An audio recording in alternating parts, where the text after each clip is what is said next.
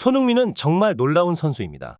토트넘이 노팅엄 포레스트를 이기며 2연승을 달성하고 승점 33점을 기록했습니다. 엔지 포스테코글루 감독은 지난 캐스 경기부터 손흥민을 원래 포지션인 왼쪽 윙어로 되돌리는 전략을 사용했어요. 이로써 히샬리송을 최전방에 투입하고 손흥민을 경기에 더 적극적으로 개입시켜 볼 순환을 촉진했습니다.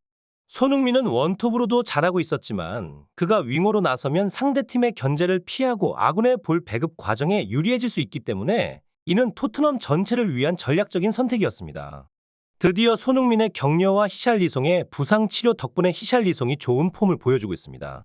이번 토트넘과 노팅엄 포레스트의 경기는 많은 이들의 관심을 받았고 심지어 클롭 감독도 프리뷰를 통해 손흥민을 언급하며 화제가 되었습니다. 과연 클롭 감독이 어떤 발언을 했을지 팬들의 반응과 함께 자세히 살펴보겠습니다. 토트넘이 반등의 기회를 완전히 잡았습니다. 한국 시간으로 16일 새벽 5시에 열린 2023-24 시즌 17라운드 노팅엄 포레스트와의 원정 경기에서 토트넘은 2대 0으로 완벽한 승리를 거두었습니다. 이 승리는 토트넘에게 중요한 순간이며 팀의 전략과 선수들의 노력이 잘 어우러진 결과를 보여주었습니다. 이날 손흥민은 왼쪽 윙어로 선발 출전하여 88분 동안 뛰며 탁월한 경기력을 선보였습니다. 그는 여러 차례 위협적인 슈팅으로 공격에 적극적으로 참여했고 팀의 승리에 크게 기여했습니다. 그러나 이번 경기는 토트넘에게 쉽지 않았습니다. 전반 32분에 브레넌 존슨이 상대 선수와의 머리 충돌로 부상을 당했으며 프리미어 리그에서는 그 충돌 장면을 리플레이로 보여주지 않을 정도로 심각한 상황이었습니다. 존슨은 이마에 심한 통증을 호소하며 그라운드에 쓰러졌고 올리버 스킵과 교체되었습니다. 후반 47분에는 클루셉스키가 올린 크로스를 찰리 송이 헤딩으로 마무리하며 토트넘의 첫 골을 기록했습니다. 이로써 찰리 송은 처음으로 2경기 연속골을 기록하는 등 좋은 폼을 보여주었습니다. 손흥민의 강력한 추천으로 수술을 받은 찰리 송이 갑자기 좋은 폼을 보여주고 있어 팬들은 손흥민이 그의 은인이라고 생각하고 있습니다. 후반전은 생각보다 치열했고 토트넘이 골문을 계속 두드리며 추가 골을 기록할 기회를 얻었습니다. 후반 20분, 손흥민 선수는 골키퍼가 공을 잡은 순간을 포착해 미친 듯이 달려가 압박을 가했습니다. 이로 인해 당황한 골키퍼가 골킥을 차냈지만 실수로 인해 공이 클루셉스키에게 도달했고 그의 강력한 오른발 슈팅이 골망을 흔들며 추가 골이 되었죠. 손흥민의 압박이 이 골의 시작점이 되었습니다. 하지만 경기는 쉽지만은 않았습니다. 후반에 비수마가 거친 태클을 시도해 다이렉트 퇴장을 당하며 토트넘이 10명이 되었습니다. 이에 포스테코글루 감독은 손흥민을 최전방으로 보내고 중원을 강화해야 했습니다. 그럼에도 불구하고 경기는 토트넘의 2대 0 승리로 끝났습니다.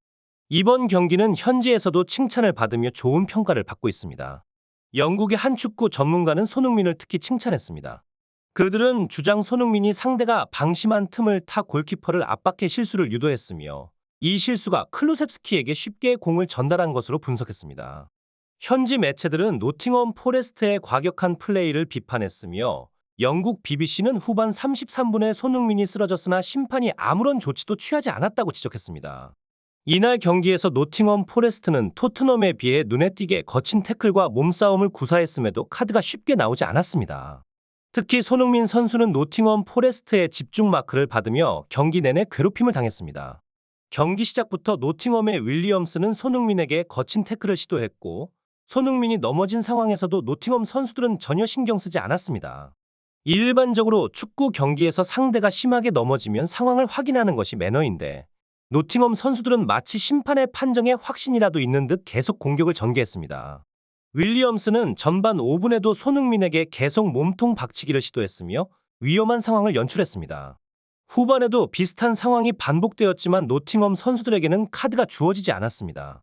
후반 33분에는 상대 박스 안에서 손흥민을 밀쳐 넘어뜨리는 장면도 있었지만 주심은 아무런 경고 없이 경기를 계속 진행시켰습니다.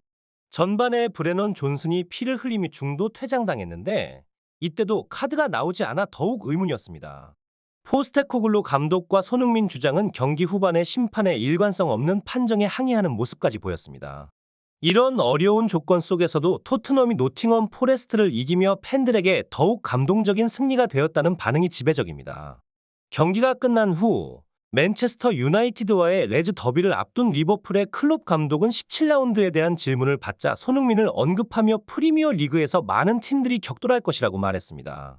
토트넘도 17라운드를 가장 먼저 승리로 장식했다.